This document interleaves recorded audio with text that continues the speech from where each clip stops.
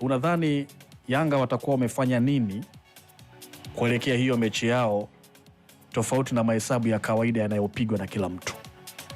Kitu ambacho unaweza ukasema ambacho wanaweza kuwa wanafanya ni namna ya kuweza kuzichanga karata zao kuhakikisha wanapata ushindi wa magoli mengi.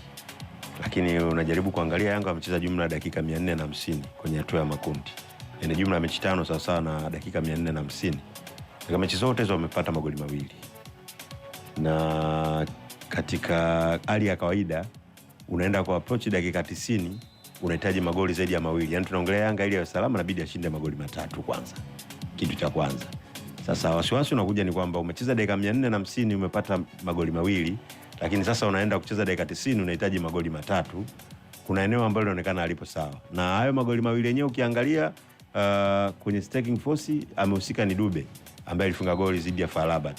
Lakini goli ambao walipata dhidi ya Al Ahly ambao walisawazisha hapa na kutoka 1-1 amefunga beki ambaye ni Ibrahim Abdullah Baka. Kwa hiyo kuna maeneo unaona yanaanza kukupa wasiwasi kuona namna gani Yanga wanaweza kupambana na kuzipata goli zaidi ya 3. Lakini kitu cha faraja pengine unaangalia juzi baada ya Clement Mzize kuingia alipata almost dakika 15, alionyesha kitu cha tofauti kabisa kwa muda mchache aliocheza.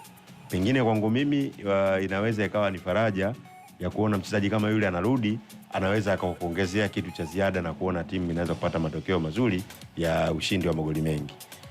Lakini kitu kingine pia ambacho Yanga anatakiwa kuingia nacho ni kuwa na kumbukumbu ya msimu uliopita. Yanga walikuwa wanahitaji alama 3 na goli 1 tu ili waweze kwenda kwenye hatua hii ya robo finali ambao wanaitafuta sasa. Lakini walicheza na MC Alger kutoka huko nchini Algeria. Katika dakika 90 Yanga wakupata goli na shughuli iliishia pale. Kwa hiyo kuna kitu ambacho pengine wanabidi wakawa jitathmini waweze kuona msimu huu wanarudi vipi kimahesabu ili kuweza kuanza kushinda, lakini pia kupata hizo goli ambazo almost ni zaidi ya 2. Tunaongelea goli 3 huku akimwombea FAR Rabat aweze kupoteza hata goli 1 ili waweze kuwa na assurance ya kwenda robo finali. Sasa kuna vitu ambavyo pengine unaona kimpira vinawezekana na mahesabu ya mpira yanawezekana, na si mahesabu ambayo pengine hajawahi kufanywa, ni mahesabu ambayo yameshafanywa, na wakati mwingine historia zinaweza kuvunjwa na matukio ya nyuma. Kitu ambacho labda mimi sasa hivi nadhani Yanga wanachohitaji kwanza ni kutuliza pressure kuanzia benchi la ufundi, kuwatulizia pressure wachezaji, kuambia tu wachezaji kwamba hii mechi inahitajika ushindi wa goli nyingi ili tuweze kwenda kwenye hatua inayofuata, lakini si kwa kuatia kwenye mtego wa pressure.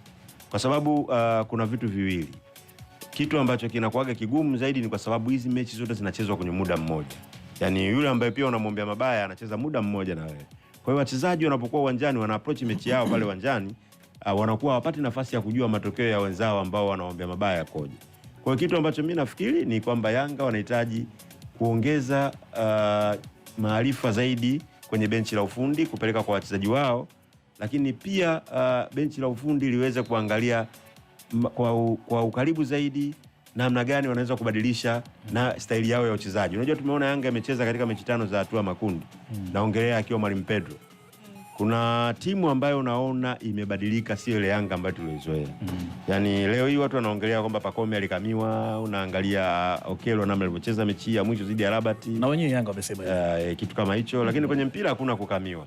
Mimi nilichokiona ni Yanga waliishi kwenye misingi ya kufuata maelekezo ya kocha zaidi na si mchezaji mmoja mmoja wakati mwingine kuonyesha kile kitu ambacho ukomavu au ukubwa wake anaweza kuibeba timu kutoka hatua moja kwenda hatua nyingine.